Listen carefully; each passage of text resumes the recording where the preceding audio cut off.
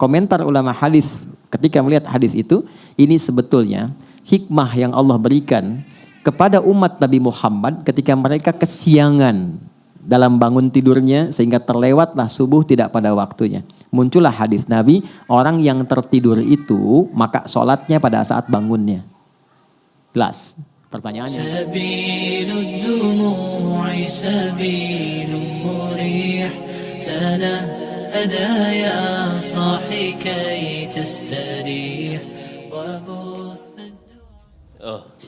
Ustadz punten, saya mau nanya mengenai sholat qadha.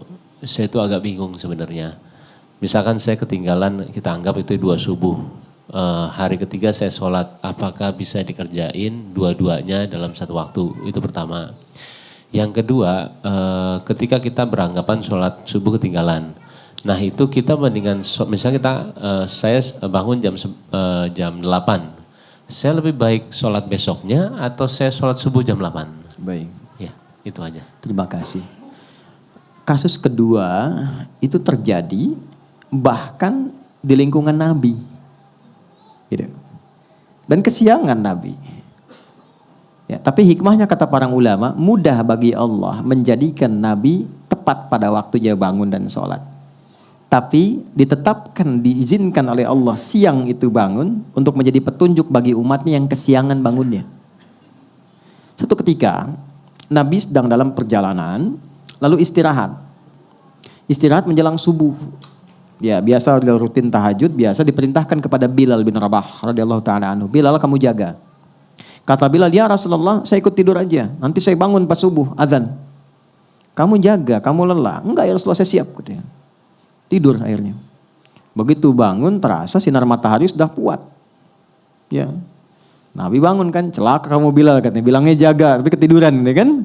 Terlambat semua. Tapi kesannya begini, ini yang menarik. Nabi itu enggak marah. Cuma mengingatkan.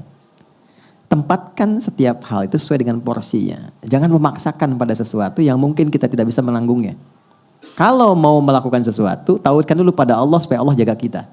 Kayak kita katakan insya Allah. Itu spirit surat Al-Kahf. Singkatnya apa? Nabi langsung katakan wudu semua. Wudu. Dan Bilal seperti biasa.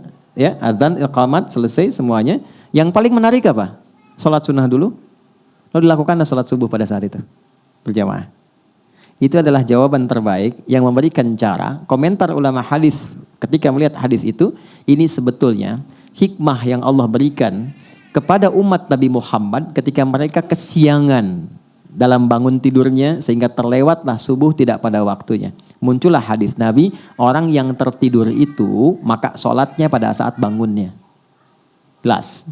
Pertanyaan yang kedua tadi. Jadi kalau ada orang kemudian harusnya subuh itu 4.45 bangun, dia baru bangun 5.44. Udah lewat waktu kan? Maka dia bangun nih, dia sadar. Maka lakukan sholat itu saat bangunnya. Itulah waktu untuk dia menunaikannya. Jadi 5.44 diambil wudhu, dia sholat. Tapi bukan maksud untuk menyengaja mengakhirkan sholatnya. Karena memang terlelap, habis. Ini kasus masih biasa. Saya di Tripoli, ada teman saya nggak bangun sehari semalam. Sehari semalam karena lelahnya.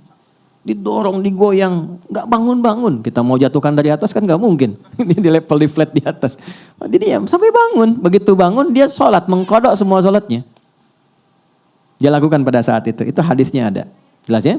Jadi bagian pertanyaan kedua dulu. Jadi kalau tertidur, bangun. Sudah lewat waktu, maka dilakukan itu bukan besoknya. Saat bangunnya, di situ dia lakukan sholatnya. Sekalipun dia bangun di waktu zuhur misalnya. Maka dia sholat subuh dulu untuk mengganti yang sebelumnya, baru masuk ke zuhur. Jelas? Oke. Pertanyaan balik ke yang pertama. Bagaimana kemudian kalau ada rasa kesadaran mendalam? Setelah kemudian terikat dengan situasi dunia, ada getaran kepada jiwa untuk kembali memperbaiki. Pertama syukuri dulu. Syukuri, karena itu mahal. Apa yang harus kita syukuri? Pembuktian keadilan Allah yang selalu memberi kesempatan pada setiap hamba dengan hidayah sampai nyawanya tiba di ujung kerongkongannya. Jadi nggak ada satupun hamba yang hidup yang nggak dapat hidayah itu nggak ada. Yang ada itu yang sudah diberi dia nggak ngambil. Anda tahu Fir'aun kan? Itu seburuk apa dilukiskan di Quran. Tapi tetap dengan kejamnya itu tetap diberikan 2 nabi supaya sampai hidayah kepadanya. Cuman Firaunnya nggak ngambil. Nah, siapa yang mengundang Anda untuk hadir di sini? Anda bisa punya pilihan, Anda punya pekerjaan yang lain, aktivitas, bisa mungkin lakukan ini dan itu. Tapi siapa yang bisa menggerakkan hati Anda? Mas Bae mungkin telepon, Mbak Paula mungkin ngabarkan. Tapi kalau hati Anda tidak pas untuk di situ, nggak mungkin Anda datang. Kalau bukan Allah tanamkan itu, nggak mungkin kita ada di sini. Itu gambarannya. Anda pengen pulang, lewat jalan, kok bisa lewatnya itu di depan masjid. Saat orang-orang ke masjid, mudah bagi Anda mengambil jalan lain. Yang paling ekstrim Anda buka YouTube, kok yang keluar ceramah? Padahal saya pengen nonton A dan B, kok bisa itu yang keluar? Itu yang dimaksud Quran surah ke-29 di ayat yang terakhir, ayat 69. Walladzina jahadu fina lanahdiyannahum subulana. Orang-orang yang ketika mendapat percikan hidayah dalam dirinya dan dia ambil itu, Allah akan bimbing dia ke jalan berikutnya yang lebih cepat. Dan bukan sekedar dibimbing, ini saya penting terangkan ini dulu. Itu cinta Allah diturunkan.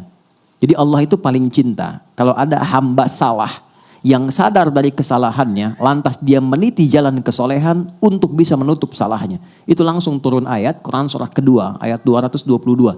Innallaha yuhibbut tawwabin. Allah sangat cinta jika ada hamba yang belajar dari salah untuk menjadi soleh. Disinilah muncul kalimat bijak dari ulama, Allah lebih mencintai orang salah, ya, pelaku maksiat yang gemar bertobat dibandingkan orang soleh yang tidak pernah merasa salah. Nah, maka di titik itu penting kita menata. Apa nih salahnya? Tadi sholat. Oke, kita merasa sholat banyak tertinggal. Sekarang pengen kembali, pengen ditutup. Bagaimana caranya? Ulama ngasih solusi. Maka dikiaskan, dianalogikan dengan orang tidur tadi. Tapi udah panjang, walaupun bukan Ashabul Kahfi. Maka bagaimana caranya? Dekatkan pada waktu-waktunya. Ini rumusnya, nomor telepon menuju kepada Allah 24434. Subuh, duhur, asar, maghrib, isya. Oke? Saya nggak tahu udah terlewat berapa lama dulu. Sulit menghitungnya. Gampangnya gini, subuh begitu sudah dikerjakan, niatkan qadha berikutnya, sholat lagi, niatkan untuk yang sebelumnya. Jelas? Dekatkan dengan waktunya. Itu untuk pertanyaan yang pertama tadi. Sholat dulu sesuai dengan waktu 2 rakaat. Setelah itu bangkit sholat lagi 2 rakaat untuk nutup yang sebelumnya. Dah. Zuhur 4 rakaat, sholat. Setelah itu dekatkan untuk nutup yang sebelumnya. Jelas? Baik. Kapan ini dikerjakan? Sederhananya yang gampang. Kalau kita sedang dalam suasana jamaah, supaya tidak menarik perhatian dan salah persepsi, salah duga, dan timbul hal yang baru yang tidak seharusnya muncul, 2 caranya. 1, ketika adzan berkumandang kan ada space sholat sunnah kan? Kerjakan sholat sunnahnya, yang pertamanya kerjakan, kemudian di situ kita bisa niatkan untuk menutup yang sebelumnya, baru ikut jamaah. Atau ikut jamaah di sini, ketika pulang dari rumah sholat lagi untuk tutup yang sebelumnya. Dan orang rumah, kalau ada salah satu di rumah yang mengerjakan itu, dan dia memang menjelaskan untuk menutup yang lama, banggalah. Jangan eksplorasi kekurangannya, tapi berbahagialah karena Allah sedang merubah jalan hidup di keluarga itu menjadi lebih baik. Ya, jadi ketika Allah sudah kirimkan dia untuk menutup yang lalu, Anda tidak ditugaskan untuk mengoreknya kembali. Jangan gali, jangan sudutkan, tapi motivasikan. Alhamdulillah Pak, kalau perlu jamaah aja, Bapak depan aku di belakang, supaya sholatnya bernilai misalnya, nggak apa-apa. Jelas? Oh kamu ketinggalan juga? Enggak, buat support kamu aja. Itu biasa dunia. Duhur begitu, ya, asar begitu. Maghrib begitu konsepnya. Dikerjakan dulu yang sekarang waktunya, setelah itu niatkan, sholat lagi, niatkan untuk menutup yang sebelumnya. Yang Allah lihat bukan berapa jumlah untuk menutup yang lainnya, tapi yang Allah lihat kesungguhan kita untuk berubah. Itu kata para ulama. Ya, ada imam berpendapat bahwa ya kalau sudah lupa berapa, itu kita nggak perlu mengkodok kembali.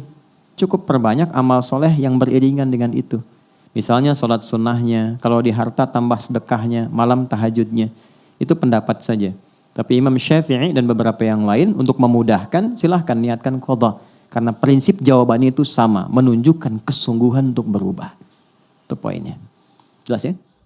Sabilud dumu'i sabilun murih tanahada ya sahi kay tastarih wa